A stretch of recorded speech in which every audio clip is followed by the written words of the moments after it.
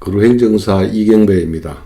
이번 강좌는 인천광역시 행정심판위원회의 2022년과 2023년의 행정심판 실태를 분석해 보겠습니다.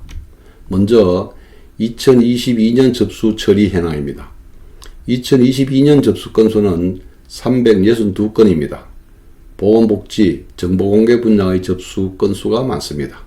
각하율은 기타 분야, 정보공개 분야가 높습니다. 인용률은 산업자원 분야, 보건복지 분야가 높습니다. 다음은 2023년 접수 처리 현황입니다. 2023년 접수 건수는 455건입니다. 정보공개, 보건복지 분야의 접수 건수가 많습니다. 각하율은 기타 분야, 정보공개 분야가 높습니다. 인용률은 정보공개 분야, 환경 분야가 높습니다. 2022년과 2023년 2년간의 접수 처리 현황입니다. 접수된 사건이 2022년에 비해 2023년에 26% 증가하였는데 그 원인은 정보공개 분야가 2022년 대비 2023년에 190% 증가하였기 때문입니다. 인천시 행정심판의 특징을 살펴보겠습니다. 운영 현황 그래프의 푸른색은 2022년, 붉은색은 2023년입니다. 2023년 접수 사건이 2022년에 비해 26% 증가하였음에도 2023년 심리 의결 건수, 인용 건수가 2022년보다 오히려 적어진 특징을 보이고 있습니다. 원인은 2023년 심리 의결 전 각하를 많이 하여 심리 의결 건수가 줄어들었기 때문입니다. 인천시 행정심판을 정량적으로 분석해 보면은 접수와 각하 사건은 전국 시도 행정심판위원회 중 평균적인 위치에 있으며 심리 의결, 인용, 기각 건수는 평균적인 위치보다 높은 위치에 있습니다.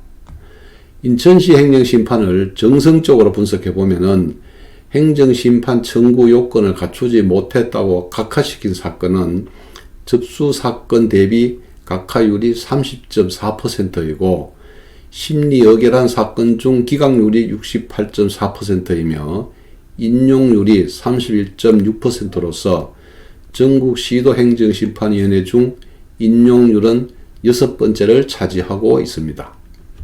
세부적으로 분석해 보면은 먼저 각하율에서는 2022년 각하율이 18.5%입니다. 2023년 각하율이 40.4%입니다. 2023년 각하율이 높아진 이유는 접수 건수가 대폭 증가한 정보공개 분야 각하율이 87%로 높아졌기 때문입니다. 2년간 평균 각하율은 30.7%입니다. 중앙행정심판위원회 그리고 전국시도행정심판위원회의 평균 각하율과 비교해 보면은 중앙행정심판위원회 각하율과는 비슷하고 전국시도행정심판위원회 평균 각하율보다 낮습니다. 이는 인천시 행정심판위원회는 행정심판 청구 요건을 타 시도에 비해 상대적으로 유연하게 심사하는 것으로 평가할 수 있습니다. 다음은 인용률을 살펴보겠습니다. 2022년의 인용률은 46.8%입니다. 2023년 인용률은 15.5%입니다. 접수 건수가 늘어났음에도 인용 건수와 인용률이 낮아진 현상을 보이고 있습니다. 2년간 평균은 31.8%입니다.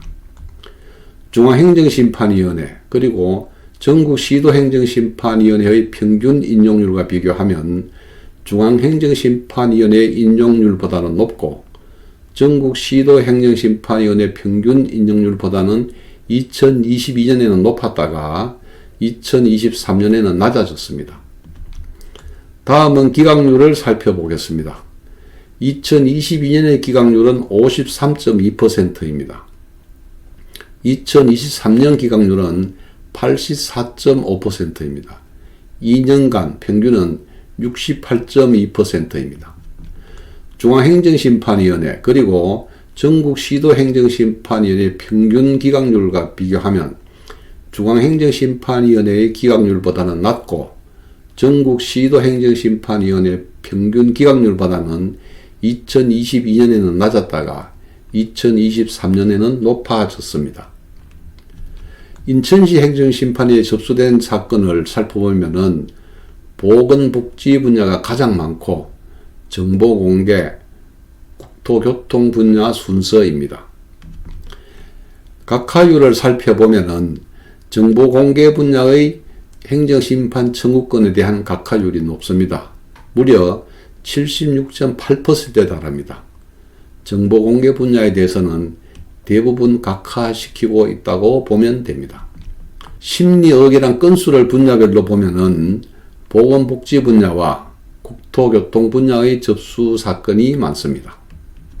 인용률을 보면은 정보공개 분야가 심리의결한 사건 중 절반 가까이 인용되어 인용률이 가장 높고 그 다음이 산업자원, 보건복지 순서입니다.